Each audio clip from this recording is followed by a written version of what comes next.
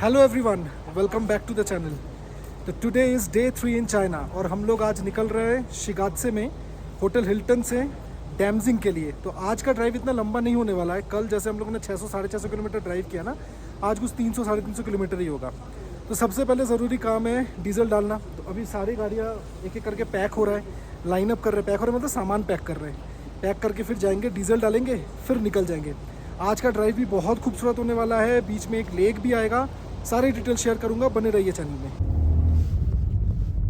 तो जैसे कि मैंने आपको पहले की वीडियोस में भी बताया है कि चाइना में अगर आपको रोड ट्रिप करना है अपने गाड़ी से चाइना टिबेट में, तो आप बिना गाइड का यहाँ मूव अराउंड नहीं कर सकते। तो मेरे सामने है अपनों का गाइड की गाड़ी और अभी हम लोग जा रहे हैं डीजल डलवाने। और ये शहर देखो, कल हम लोग आ गए थे तो काफ़ी थक गए थे, इसलिए बाहर निकल नहीं पाए। मतलब निकलने का मन नहीं किया, एक्चुअली टाइम तो था, निकलने का मन भी नहीं किया। तो घूम के शहर का रात का जो नज़ारा है उसका तो लुफ्त, उसका तो मज़े उठा नहीं पाए। यार दिन में ट्रैवल कर रहे हैं हम लोग शहर के अंदर अंदर से, और कितना खूबसूरत है देखो। एक राउंड ऑफ बारिश यहाँ पर हो चुका है, तो ठंड भी ज़बरदस्त है। सुबह जब मैं उठा तब 6 डिग्रीज था। अभी फिलहाल ठंड थोड़ा सा कम है, अभी 9 डिग्रीज है। बट बड़ा ही खूबसूरत, साफ सुथरा, छोटा सा शहर है। छोटा तो नहीं बोलूँगा, गेरोंग जो था, गेरोंग वॉज वेरी स्मॉल, बट ये काफ़ी बड़ा शहर है। बड़ा खूबसूरत है, साफ़ सुथरा है, क्या खूबसूरत आर्किटेक्चर है, बढ़िया बढ़िया बिल्डिंग्स है। और ये देखो सारे कैमरास ना, ये रिकॉर्ड करते रहते हैं। ये देखो फ्लैश मारेगा अभी, ये देख रहे हो, ये सब हमेशा रिकॉर्ड करता रहता है। क्या गाड़ी का रजिस्ट्रेशन नंबर है वगैरह वगैरह, ये पूरा डिटेल्स। अब ये रेड है फिर भी राइट जा रहा है। चलो मैं तो इसको अंधाधुन फॉलो करूँगा। पुलिस वाले पूछे तो इसको दिखा दूंगा कि भाई मैं इसके पीछे पीछे आया। ये देखो पीछे देखो, बढ़िया पहाड़ है और ऑसम नज़ारा है। थोड़ा थोड़ा ले सिटी वाला वाइब्स आता है यहाँ पर। बस फ़र्क ये है कि साफ़ सफाई का, यहाँ साफ़ सफाई कुछ ज़्यादा ही है। इतना आदत नहीं है साफ़ सफाई देखने का हम लोगों को।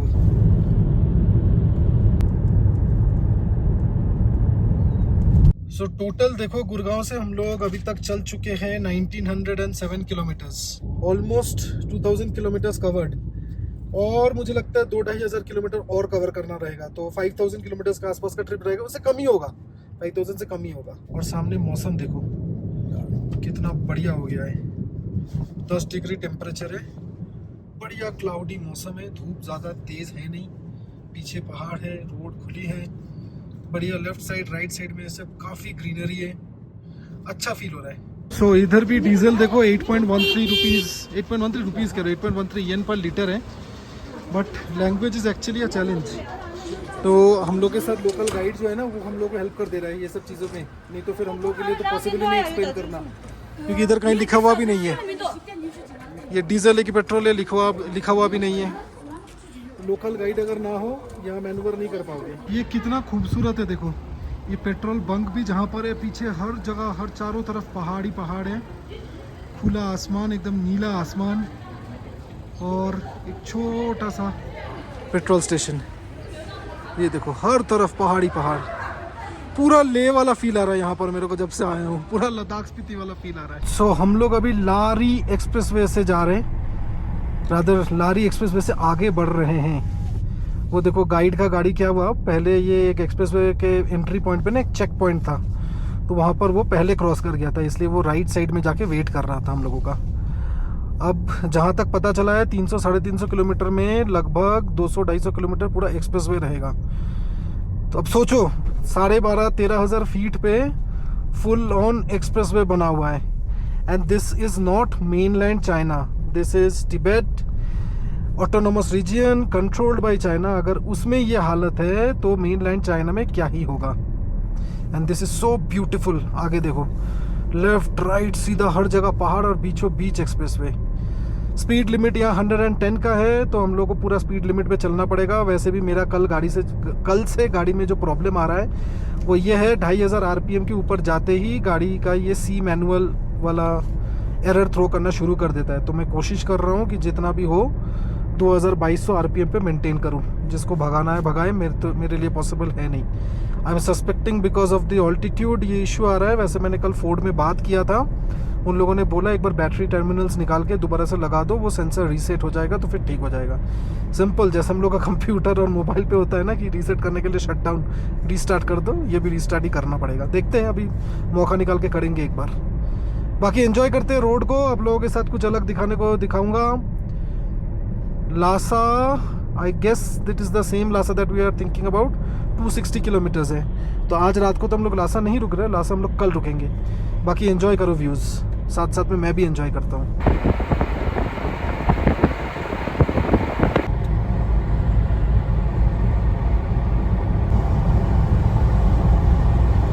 सो currently we are approaching the बेंगे नुंगड़ी पास। अगर मेरा प्रोनाउंसिएशन थोड़ा सा ख़राब है तो I am so sorry for it, क्योंकि ऑब्वियसली अपना लैंग्वेज नहीं है तो थोड़ा इश्यूज आते हैं। खैर, बेंगे नुंगरी pass is around 4000 metres above the sea level. So लगभग अब लगा लो 12,200 फीट। 12,200 फीट पास के टॉप पे जा रहे हैं हम लोग, और उधर एक्सप्रेस वे बना हुआ है। ये टेक्नोलॉजी, ये दुनिया, ये part of the world completely अलग है। मतलब सोच के बाहर है कि एक 12,000 फीट के ऊपर भी एक्सप्रेस वेज बन सकते हैं। इंफ्रास्ट्रक्चर सोचो कितना आगे है इन लोगों का। और यहाँ पर कार ओवरटेक करने का लेन जो है वो लेफ़्ट लेन है, क्योंकि सब लेफ्ट हैंड ड्राइव है। अब मैं 2 सेकंड के लिए भूल गया था, इसलिए मैं राइट से जाने लगा था ये कंपास को ओवरटेक करके। Then I realised and I slowed down और फिर लेफ्ट में आ गया। क्या लिखा हुआ है? काडुईकुन big bridge, length is 400 metres. क्या खूबसूरत है ना। और क्योंकि धूप नहीं है ना, इसलिए और ज़्यादा अच्छा लग रहा है। धूप होता है तो ग्रीन हाउस इफेक्ट की वजह से गाड़ी के अंदर गर्मी भी बहुत ज़्यादा हो जाती है, तो तब और प्रॉब्लम होता है चलाने में।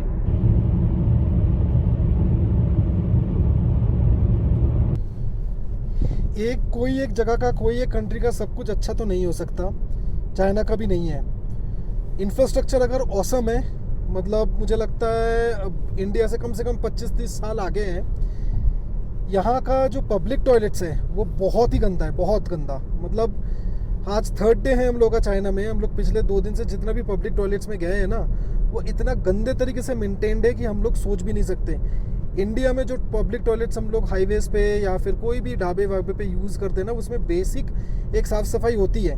या पेट्रोल पंप पे भी चले जाओ, बेसिक साफ़ सफाई होता है। और ये मैं कह रहा हूँ सिर्फ शहर में या बड़े सिटीज़ के आउटस्कर्ट्स में नहीं, मैं इंडिया में बहुत सारी जगह घुमा हूँ, छोटी छोटी जगह पे गया हूँ, वहाँ पर भी बेसिक हाइजीन मेंटेन होता है। यहाँ पर वो कॉन्सेप्ट ही नहीं है, बहुत ही गंदा है यहाँ पर। ऑब्वियसली 5 स्टार होटल्स में हम लोग रुक रहे हैं, वहाँ पर तो अच्छा होना ही है, बट जो पब्लिक टॉयलेट्स है ना वो यूज़ करने लायक नहीं है। तो हम लोग भी जितना कम हो सके उतना ही कम यूज़ कर रहे हैं। कॉन्वॉय में चलते वक्त ना बहुत केयरफुल रहना पड़ता है कि आप सामने वाला गाड़ी का जो इंस्ट्रक्शन है या सामने वाला गाड़ी का जो लेन है वो लेफ़्ट जा रहा है राइट जा रहा है, वो आप मिस नहीं कर रहे हो कहीं। सबसे पहले देखो हम लोगों का केपी का गाड़ी, जो हम लोग का चाइनीज़ गाइड है, उसके पीछे अन्वेष का फॉर्च्यूनर है MP नंबर वाला, उसके पीछे महाराष्ट्र नंबर वाला जीप कंपस है हम लोगों का, गिरीश जी का, और मैं हूँ। फिर मेरे पीछे अर्पंदा का हाइलक्स है हरियाणा नंबर वाला। एनीवेज क्या होता है कि मैं इन लोग कह रहे थे ये केपी लास्ट ईयर भी कोई ट्रिप ऑर्गेनाइज़ किया था फ्रॉम इंडिया। उधर किसी ने इनका इंस्ट्रक्शन ढंग से फॉलो नहीं किया, गलत लेन ले लिया, और फिर 600 kilometres, mind it 600 kilometres extra drive करना पड़ा, क्योंकि कोई कट ही नहीं था। मतलब जिस तरफ से वो आगे बढ़ गए उस तरफ से कोई कट ही नहीं मिला कि घुमा के वापस आ जाऊं और बाकी जो कॉन्वॉय है, बाकी जो टीम है उनके साथ मिल लूं। तो ये बहुत बड़ा चैलेंज है इस हाईवेज का। ये देखने में तो बहुत अच्छा है, बट अगर ऊपर नीचे थोड़ा बहुत हुआ, आपने थोड़ा इधर उधर मिस हो गया कुछ आपसे, तो इतना लंबा आपको घूमना पड़ेगा। आई जस्ट होप हम लोगों का किसी के साथ ऐसा ना हो। बाकी गाड़ी अभी तक ठीक है। ऑब्वियसली मैं 2000 RPM तक ही इसको सीमित रख रहा हूँ, 2200 तक, उसके ऊपर मैं गया नहीं।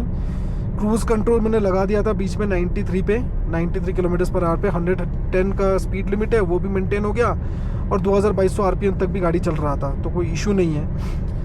जैसे ही 2500 RPM होता है तो वो सी मैनुअल वाला लाइट ऑन हो जाता है। बाकी मैंने फोर्ड सर्विस सेंटर में भले ही आप लोगों को की बात किया था, तो एक बार देखते हैं, जहाँ मौका मिलेगा इसको एक बार रीसेट करना पड़ेगा वो टर्मिनल्स निकाल के।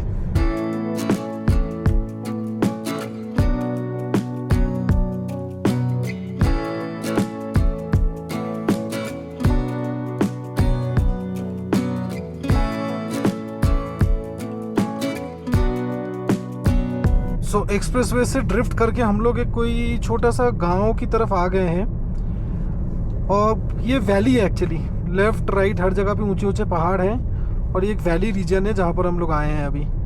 अब शायद वो जो लेक विजिट करने वाला बात था उसी पे जा रहे हैं हम लोग।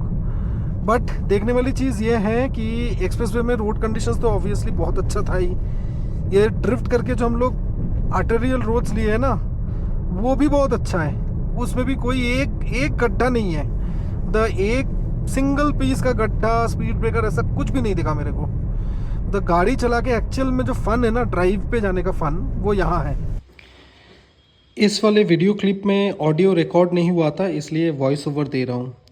क्या हो रहा था कि जैसे ही अभी मैं बता रहा था पुराने क्लिप्स में कि 2200-2500 आरपीएम तक जाते ही गाड़ी का वो सी मैनुअल स्पैनर वाला साइन आ रहा था एमआईडी पे, प्लस गाड़ी का पावर लॉस हो रहा था। अब उससे सिचुएशन और वर्स हो गया। पावर लॉस तो हुआ ही, साथ साथ में बिल्कुल बंद पड़ गया। मतलब मैं फर्स्ट गियर पे एक्सीलेटर दबा रहा हूँ बट फिर भी गाड़ी पिकअप नहीं ले रहा है, स्पीड बिल्कुल भी नहीं ले रहा है। अब चेक करेंगे बैटरी टर्मिनल खोल के कि कुछ माहौल, कुछ हालात बदल सकता है कि नहीं। पूरा डब्बा ना, हाँ, बिना उसका पॉसिबल भी नहीं है। देखो ये इसलिए ना ऐसे ट्रिप्स में अकेला आना बहुत मुश्किल है, क्योंकि गाड़ी इज़ अ मशीन। ये कब ख़राब हो जाए, क्या इशू आ जाए इसमें, यू नेवर नो। मैंने तो पूरा चेक वेक करा के निकला था। लद्दाख का एक्सपीरियंस भी था, कभी कुछ होता नहीं है, इस बार आके हो गया। तो ये मशीन है, ये कभी भी ख़राब हो सकता है। और मेरे पास इतना टूल्स वगैरह भी नहीं है। दादा एक्सपीरियंस्ड है, इसलिए दादा पूरा कैरी करते थे, टूल्स वगैरह सब कुछ, पाना वाना से लेके, पाना तो ऑब्वियसली हम लोग भी कैरी करते हैं, बट ये टूल सेट जैसे हम लोग ये टर्मिनल अभी डिस्चार्ज करेंगे। तो जो कल मैंने बात किया सर्विस सेंटर में, उन लोगों ने ये बोला कि पॉजिटिव टर्मिनल इस बार निकाल के, हाँ स्विच इट, मैं एक बार चेक कर लेता हूँ, रुक जाओ एक सेकेंड।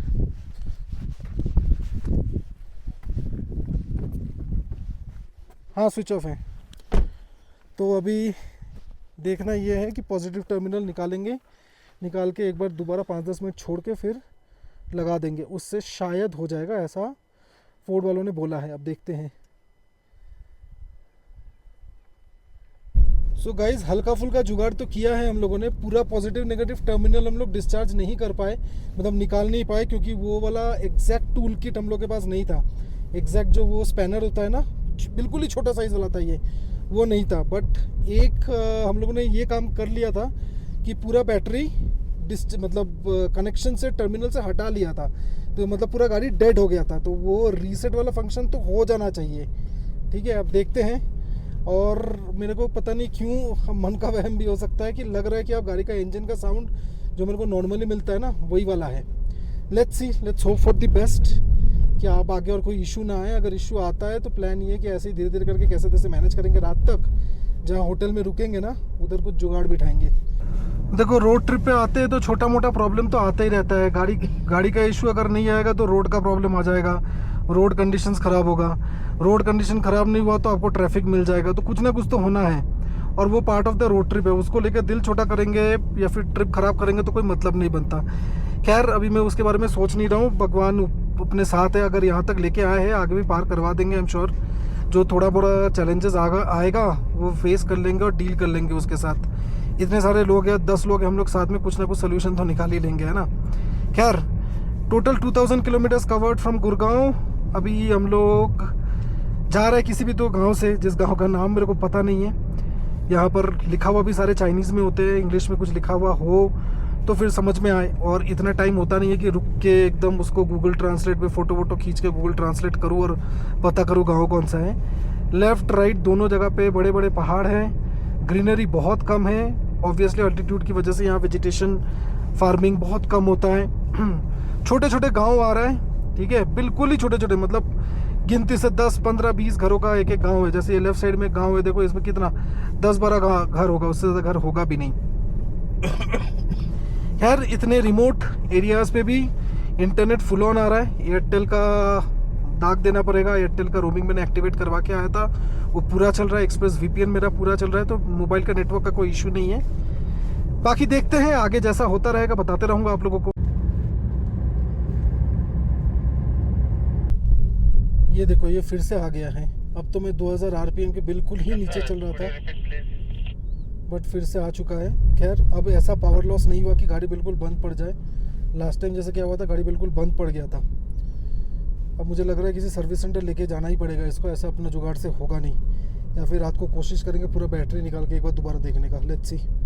सो हम लोग अभी एक पास से नीचे उतर रहे हैं। एक्चुअली उतना अच्छे से वीडियो रिकॉर्ड सब चीज़ कर नहीं पा रहा हूँ, क्योंकि ये प्रॉब्लम जो है गाड़ी वाला ये ख़त्म ही नहीं हो रहा है। अब तो फोर्ड में बात करके बैटरी कैसे निकालना है वो भी करके देख लिया, सीख के, कि उन लोगों से वीडियो कॉल किया व्हाट्सएप पे कि बैटरी टर्मिनल कैसे निकालना है। तो बैटरी पूरा निकाल के चेक कर लिया हम लोगों ने।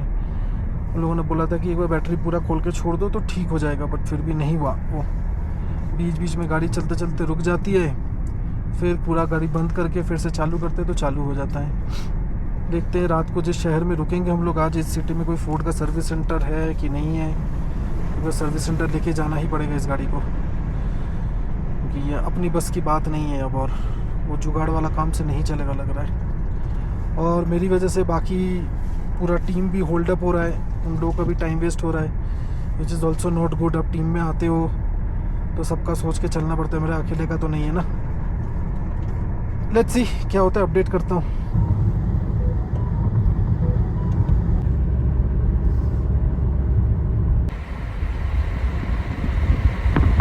गाइस देखो साथ साथ में स्नोफॉल भी शुरू हो गया है, बट स्नोफॉल एंजॉय करने की वजह टेंशन यहाँ बहुत ज़्यादा हो रखा है। और मेरी वजह से पूरा ग्रुप को भी इशू आ रहा है, क्योंकि वो लोग भी पूरा फुल थ्रॉटल पे फुल स्पीड पे चल नहीं पा रहे।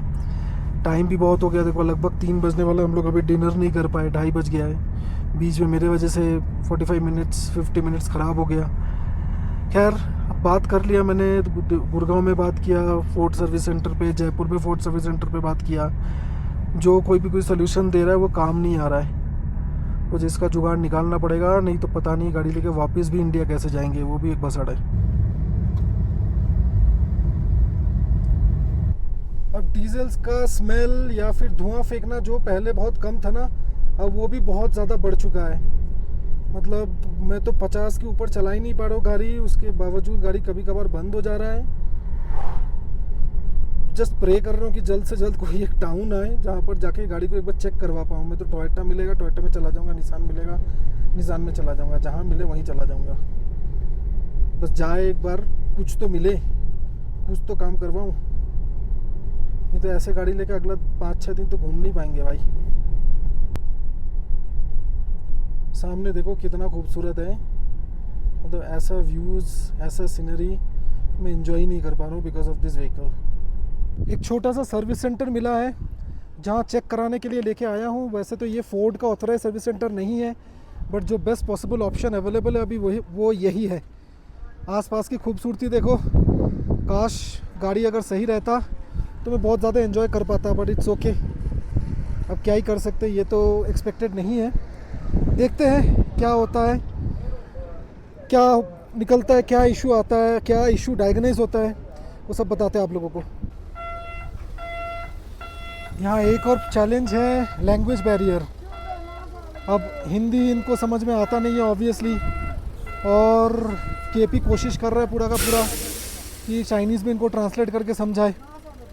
तो देखते हैं यार, बस चाहता हूँ कि ये ठीक हो जाए गाड़ी, मेरे को ट्रिप कंप्लीट करना है कैसे तैसे। सो ये लोकल मैकेनिक जो था वो तो to the best of his abilities कोशिश किया कि कुछ काम चलाऊ तो नहीं बोलूँगा मैं, कि ठीक कर ले इस चीज़ को। क्या किया मैं बता देता हूँ। जो लोग गाड़ी मैकेनिकल चीज़ें के बारे में समझ है उनको शायद थोड़ा सा समझ आएगा। एग्जॉस्ट वाला जो पाइप होता है, मतलब एयर इनटेक वाला जो पाइप होता है, उसको पूरा निकाल के साफ़ सफाई किया। एयर फिल्टर में धूल तो था, वो तो हम लोगों ने पहले एक जगह रुक के हम लोगों ने खुद निकाल के साफ़ किया था। बोला कि ये साफ़ कर दे रहा हूँ, इससे ये धूल की वजह से ही हो रहा है और कोई रीज़न नहीं है, और इसके आगे फिर से अगर ये प्रॉब्लम आता है तो वो हेल्प नहीं कर पाएगा। वो जितना कर सकता था उसने वो कर चुका है। अब जिस सिटी में हम लोग रुकेंगे उसमें शायद फोर्ड का सर्विस सेंटर है।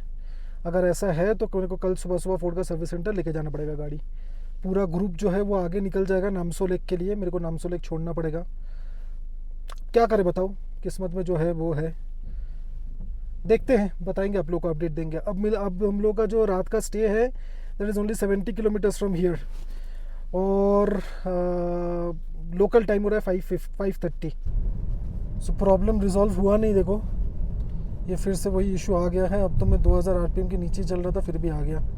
अब बस ये 70 किलोमीटर्स पहुँच जाऊँ, फोर्ड का सर्विस सेंटर मिल जाए एक, फिर देखेंगे क्या करना है। और सीधा होटल में मिलता आप लोगों से। यार एक ही चीज़ बता बता के मैं भी थक गया, आप लोग भी सुन सुन के थक गए होंगे। कार का क्या होगा ये तो नहीं पता अभी, बट ये रूम बड़ा खूबसूरत है यार। तो सोचा व्लॉग एंड करने से पहले एक बार दिखाई दूँ। मूड थोड़ा सा ख़राब हो गया है। मसाजिंग चेयर भी दिया हुआ है, बहुत बड़ा बेडरूम है। बेडरूम के बाहर व्यू कुछ ऐसा है जो देख के वैसे ही मन खुश हो जाए, है ना। अब करते हुए इस व्लॉग को यहीं पर एंड। अगला व्लॉग में अपडेट देते कि गाड़ी का क्या हुआ। Bye bye. बहुत टेंशन में हो भाई, सच में बहुत टेंशन हो गया है।